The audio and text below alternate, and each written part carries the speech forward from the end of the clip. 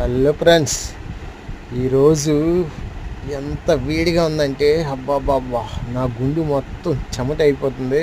మొత్తం చెమటలో గాలి ఒకటి వేయట్లేదు. అస్సలు చాలా కష్టంగా ఉన్నాం. అది కూడా ఒక వైజాగ్లో బీచ్కి ఒడ్డున వైజాగ్ ఆర్కే బీచ్ ఒడ్డున ఎంత వేడా! ఓ మై గాడ్, చూడండి, వైజాగ్ బీచ్ ఒడ్డు నుండి కూడా మొత్తం చెమటలు అయిపోతున్నాయి. పిల్లలు అక్కడ స్నానం చేస్తున్నారు వేడి తట్టుకోలేక.